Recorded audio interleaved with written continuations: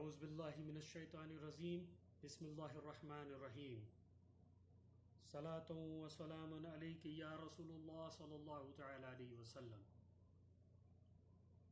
السلام علیکم ورحمۃ اللہ وبرکاتہ۔ ناظرین، آج جن کے بارے میں بیان کرنے جا رہا ہوں یہ بے شک بغیر فضل خدا اور اللہ تبارک و تعالیٰ کی مرضی کے ممکن ہی نہیں تھا، اور میں اللہ کا بڑا شکر گزار ہوں کہ اللہ تبارک و تعالیٰ نے مجھے شرف بخشا کہ میں ان کے بارے میں آپ ناظرین کے سامنے کچھ بیان کر سکوں۔ ایک ایسی شخصیت جن کے بارے میں جاننا ہم تمام مسلمین پر لازم ہے، اور وہ شخصیت کون ہے؟ تو ان کا نام ہے حضرت خدیجۃ الکبریٰ رضی اللہ تعالی عنہا، ہم تمام مسلمین کی ماں اور آپ صلی اللہ تعالی علیہ وسلم کی جوزہ محترمہ۔ حضرت خدیجہ رضی اللہ تعالی عنہا عرب کے نامور تجارتیوں میں سے ایک تھی۔ اللہ تبارک و تعالی نے آپ کو خوب مال، دولت اور شہرت سے نوازا تھا۔ آپ تجارت کیا کرتی تھی۔ دوسری بات، اور وہ سب سے اہم بات، کہ اس دور میں جہاں عرب میں عورتوں کو حقیر سمجھا جاتا تھا اور لوگ بت پرستی میں مبتلا تھے، اس دور میں حضرت خدیجہ رضی اللہ تعالی عنہا ایک اللہ کی عبادت کرتی تھی، یعنی کہ ابراہیمی جو مذہب تھا وہ ابھی بھی قائم تھا اور وہ اسی مذہب کو مانتی تھی۔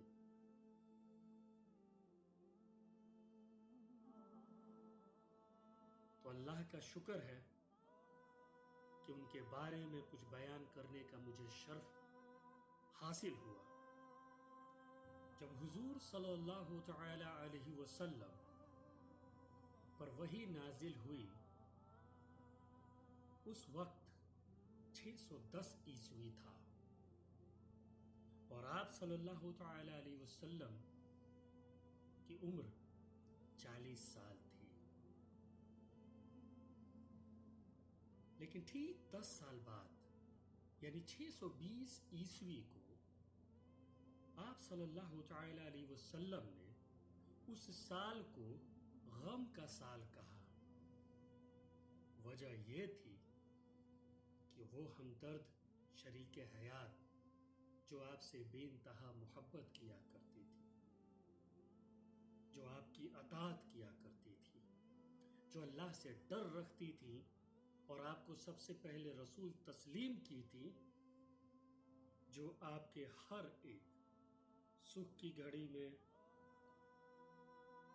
اور زیادہ تر دکھ کی گھڑی میں آپ کے ساتھ کھڑی رہی، آپ کا ہمسایہ بنی رہی، آپ کو ہمیشہ مورل سپورٹ دیتی رہی، ان کا انتقال ہوا۔ اسی وجہ سے اس سال کو آپ صلی اللہ تعالی علیہ وسلم نے غم کا سال کہا۔ جب پہلی وحی آپ صلی اللہ تعالی علیہ وسلم پر نازل ہوئی، اس وقت آپ کے اوپر ایک دہشت اور گھبراہٹ جیسی کیفیت طاری ہوئی۔ یہ آپ صلی اللہ تعالی علیہ وسلم کی زندگی میں پہلا ایسا موقع تھا جہاں عالم بشریت سے عالم ملکیت کا سیدھا رابطہ ہوا۔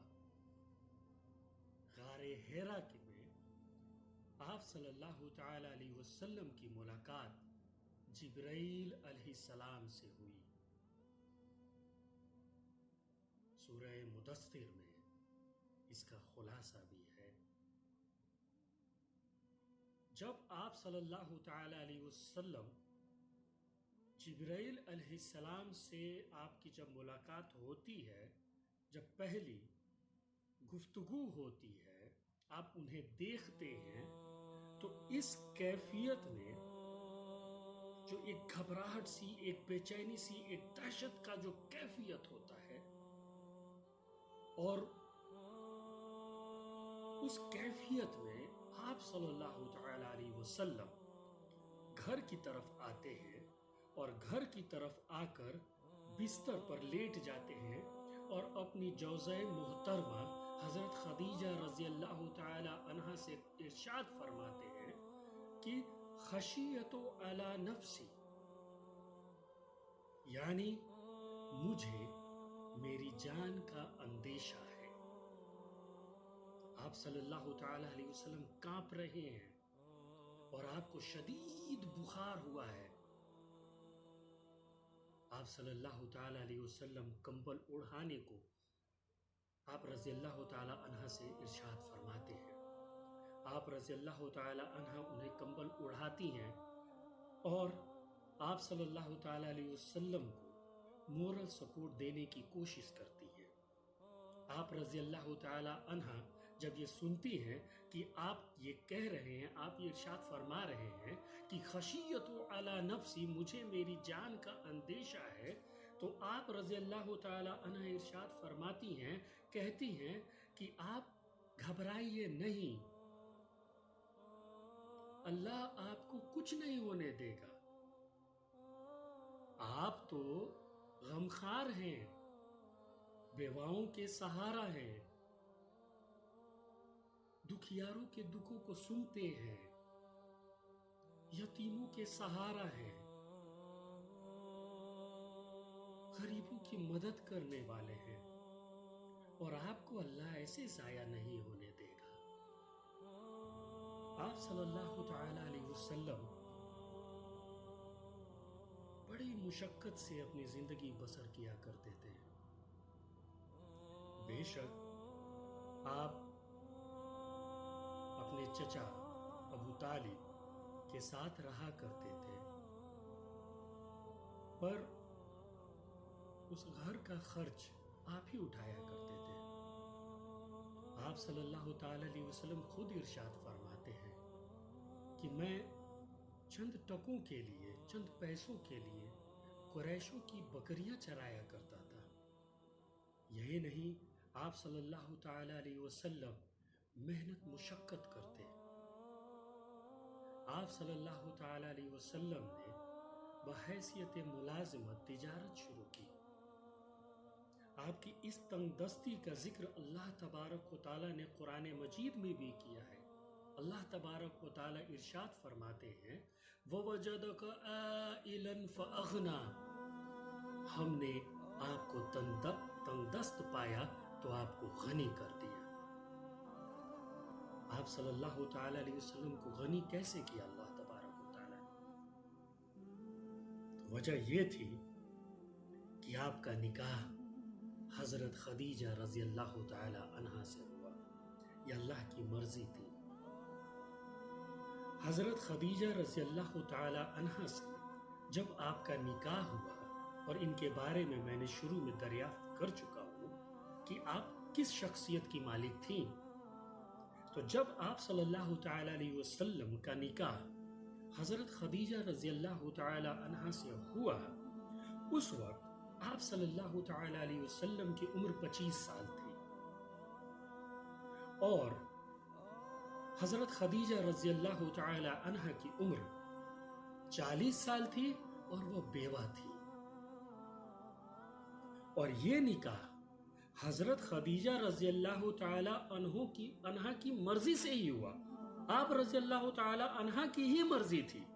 تفسیر بہت کثیر ہے، لیکن اتنے تفسیر میں جاؤں گا تو پھر بہت بات دوسری ہو جائے گی، تو ہم سیدھے چلتے ہیں کہ یہ نکاح آپ ہی کی مرضی تھی، آپ نے خود صلی اللہ تعالی علیہ وسلم سے نکاح کا پروپوزل رکھا، بھجوایا خبر،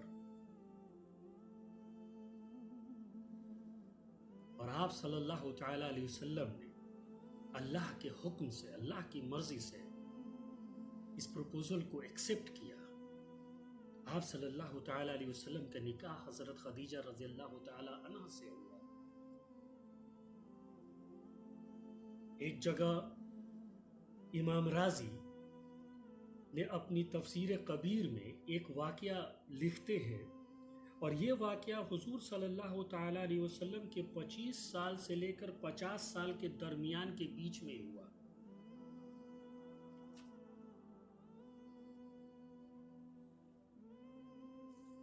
کہ آپ صلی اللہ تعالی علیہ وسلم ایک دفعہ مکہ سے باہر نکلے۔ آپ کچھ دور گئے تو مکہ کی پہاڑیوں کے بیچ میں ایک وادی تھا۔ آپ نے دیکھا کہ وہاں پہ کوئی قبیلہ خیمہ زن ہوا ہے، یعنی خیمہ گاڑے ہوئے رہ رہا ہے۔ آپ صلی اللہ تعالی علیہ وسلم نے آبزرو کیا، یہ پایا کہ اس میں سے زیادہ تر لوگوں کے تن پر کپڑے نہیں ہیں، کھانے پینے کو محال ہے، ان کے پاس کھانے پینے کی اشیاء موجود نہیں ہے۔ آپ صلی اللہ تعالی علیہ وسلم یہ دیکھ کر بڑے غمگین ہوتے ہیں۔ آپ صلی اللہ تعالی علیہ وسلم گھر آتے ہیں اور چادر لے کر لیٹ جاتے ہیں۔ وہ کیفیت آپ کے چہرے پہ نظر آ رہی ہے، کہ چہرے مبارک پر نظر آ رہی ہے کہ آپ صلی اللہ تعالی علیہ وسلم غمگین ہیں۔ اس پر حضرت خدیجہ رضی اللہ تعالی عنہ آپ صلی اللہ تعالی علیہ وسلم کے چہرے مبارک کو دیکھ کر سمجھ جاتی ہیں، یہ ہیں میری اسلامی بہنوں، یہی تو سیکھنا ہے۔ میری اسلامی بہنوں، آپ جسے اپنا آئیڈیل بنا رہی ہیں، کیا وہ آپ کے آئیڈیل بننے کے لائق ہیں؟ نہیں میری بہنوں، آپ اپنا آئیڈیل خدیجہ رضی اللہ تعالی عنہ کو بنائے نا۔ دیکھیں تجارت میں بھی مہارت حاصل تھی ان کی، شان و شوکت بھی تھا، اور تمام چیزیں کیسے پاک دستور سے کیا کرتی تھی۔ آپ رضی اللہ تعالیٰ عنہ، آپ صلی اللہ تعالیٰ علیہ وسلم کا چہرہ مبارک دیکھ کر سمجھ جاتی ہیں، اور آپ صلی اللہ تعالیٰ علیہ وسلم سے دریافت کرتی ہیں ماجرا کیا ہے۔ آپ صلی اللہ تعالیٰ علیہ وسلم ارشاد فرماتے ہیں کہ میں فلاں وادی سے گزر رہا تھا، وہاں ایک قبیلہ خیمہ زن تھا، وہاں ان کی حالت دیکھ کر مجھے بڑا غم ہوا، کاش کہ میرے پاس کچھ مال و دولت ہوتی تو میں ان کے اوپر خرچ کرتا۔ یہاں پہ ایک بات میں آپ لوگوں کو بتا دوں کہ بے شک حضور صلی اللہ تعالی علیہ وسلم کی جوزیت میں حضرت خدیجہ رضی اللہ تعالی عنہا آ چکی تھی، پر ابھی تک میرے حضور صلی اللہ تعالی علیہ وسلم نے اس مال پر اپنی ملکیت کا کبھی بھی دعویٰ نہیں کیا، کیونکہ یہ مال، یہ دولت تمام خدیجہ رضی اللہ تعالی عنہ کا تھا۔ میرے حضور صلی اللہ تعالی علیہ وسلم کے پاس تو کچھ موجود نہیں تھا، مالی حالات اتنے بہتر نہیں تھے۔ لیکن آج میرے اسلامی بھائیوں سے میں یہ بات کہنا چاہوں گا کہ میرے بھائیوں، میرے دوستوں، آج جس جہیز کی بات کرتے ہو تم، جس جہیز کو لیتے ہو تم، یا پھر اپنی بیوی کی ملکیت پر اپنی حکومت جماتے ہو تم، یہ کہاں تک صحیح ہے؟ نہیں میرے بھائیوں، نہیں۔ وہ دولت جو تمہاری بیوی کی ہے، وہ تمہاری بیوی کی ہی ملکیت کی ہے، وہ تمہاری کبھی نہیں ہو سکتی۔ اس پہ اپنا حق مت جماؤ۔ جہیز لیتے ہو، جہیز پر تمہارا قطعی حق نہیں ہے جب تک کہ تمہاری بیوی اسے تمہیں دے نہ دے۔ تو حضور صلی اللہ تعالی علیہ وسلم کی اس بات کو سن کر حضرت خدیجہ رضی اللہ تعالی عنہ ارشاد فرماتی ہیں کہ آپ جائیں اور قریش کے نامور لوگوں کو بلا کر لائیں۔ آپ صلی اللہ تعالی علیہ وسلم جاتے ہیں اور انہیں بلا کر لاتے ہیں۔ جب آپ گھر کے اندر داخل ہوتے ہیں تو آپ کیا دیکھتے ہیں کہ حضرت خدیجہ رضی اللہ تعالی عنہا نے اشرفیوں کا ڈھیر لگا دیا ہے۔ جب آپ صلی اللہ تعالی علیہ وسلم بیٹھتے ہیں تو آپ صلی اللہ تعالی علیہ وسلم ان اشرفیوں کے پیچھے چھپ جاتے ہیں۔ اس وقت حضرت خدیجہ رضی اللہ تعالی عنہا ارشاد فرماتی ہے کہ تم گواہ رہنا کہ آج سے ان تمام مال کی ملکیت میں نے حضور صلی اللہ تعالی علیہ وسلم کے سپرد کی۔ اب یہ ان کے اختیار میں ہے، یہ چاہے جہاں خرچ کرے اور جیسے استعمال کرے۔ اللہ اکبر، سبحان اللہ۔ سیکھنے کی چیزیں ہیں میرے دوستوں، میرے بھائیوں، میری بہنوں۔ یہ مال خرچ بھی کہاں کرنا ہے اس بات کا بھی خیال رکھنا ہے کہ مال خرچ اپنی نمائش میں نہ ہو، دکھاوے میں نہ ہو، اللہ کی رضا میں ہو، اللہ کے راہ میں ہو، وہ اصل خرچ ہے۔ تو وہ بیوی بھی نیک والی ہوگی اور وہ شوہر بھی نیک والا ہوگا۔ اللہ ہم سب کو رسول صلی اللہ تعالی علیہ وسلم کی سنت پر چلنے کی توفیق عطا فرمائے، آمین۔ اس طرح سے حضرت خدیجہ رضی اللہ تعالی عنہا نے اپنی تمام مال و دولت کی ملکیت حضور صلی اللہ تعالی علیہ وسلم کے سپرد کر دی۔ سبحان اللہ۔ اور اس طرح سے اللہ تبارک و تعالیٰ کا قول وَوَجَدَكَ عَائِلًا فَأَغْنَى صحیح ثابت ہوا۔